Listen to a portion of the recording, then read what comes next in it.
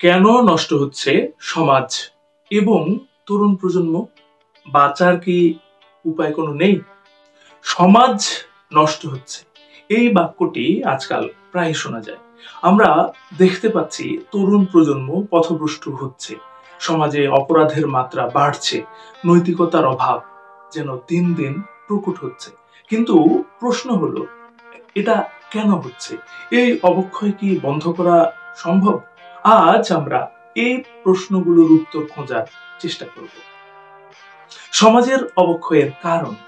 সমাজের অবক্ষয়ের জন্য বিভিন্ন কারণ কাজ করে, যেমন মূল্যবোধের অভাব। আমরা এখন অর্থ আর ক্ষমতাকেই জীবনের প্রধান লক্ষ্য বানিয়ে ফেলেছি। পরিবারে, স্কুলে, এমনকি সমাজে সঠিক নৈতিক শিক্ষা দিন দিন কমে যাচ্ছে। প্রযুক্তির অপব্যবহার। প্রযুক্তি যেমন আমাদের জীবনে সুবিধা এনেছে, তেমনি এর অপব্যবহার তরুণদের মূল্যবোধ থেকে দূরে সরিয়ে দিচ্ছে। সোশ্যাল মিডিয়া, অশ্লীল কন্টেন্ট আর নেগেটিভ ইনফ্লুয়েন্স সমাজকে বিষাক্ত করে তুলছে। পরিবারের ভূমিকা। পরিবার যদি সঠিক সময় সন্তানের পাশে না থাকে, তাদের চাহিদা এবং সমস্যাগুলো না বোঝে, তবে সন্তান ভুল পথে যেতে বাধ্য। সমাজের নৈতিক প্রভাব। সমাজে যখন অন্যায়, দুর্নীতি, মিথ্যাচার সাধারণ বিষয়ে পরিণত হয়, তখন তরুণ প্রজন্ম তা থেকেই শিক্ষা নেয়। এখন প্রশ্ন হচ্ছে, কারা করছে নষ্ট? তরুণরা নিজেরাই নিজেদের নষ্ট করছে না, বরং এটা হলো একটি চক্র।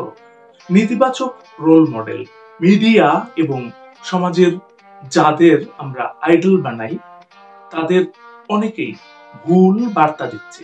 অর্থলোভী কর্পোরেট প্রতিষ্ঠান আজকাল বিজ্ঞাপন আর বিনোদন অনেক সময় এমন বার্তা দেয় যা তরুণদের ভোগবাদী হতে উৎসাহিত করে।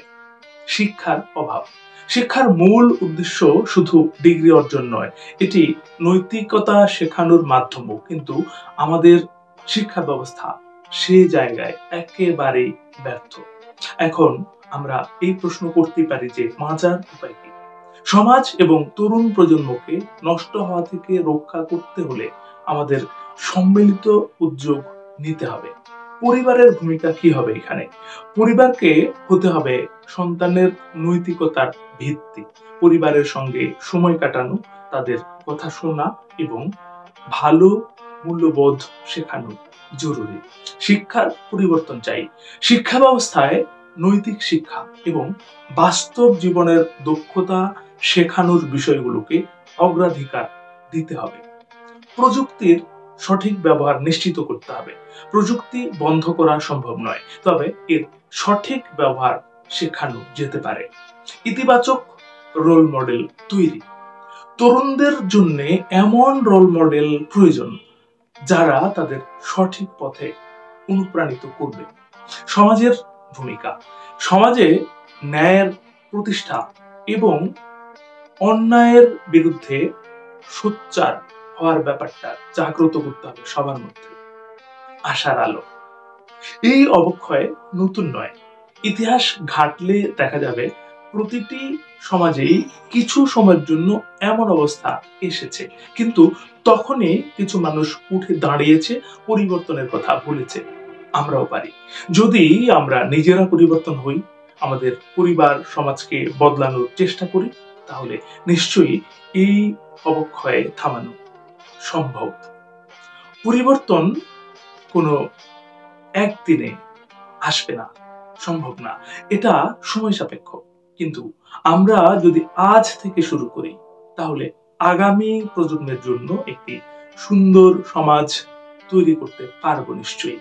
তাই আসুন সবাই মিলে চেষ্টা করি, নিজেদের দায়িত্ব নিজেরা পালন করি।